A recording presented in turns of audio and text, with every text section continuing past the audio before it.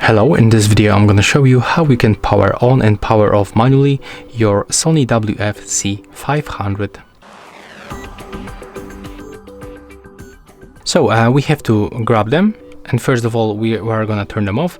We have to click and hold on the left and the right and wait until this indicators on the both earbuds starts blinking orange. So after they blink like 2 or 3 times, we have to release the both buttons.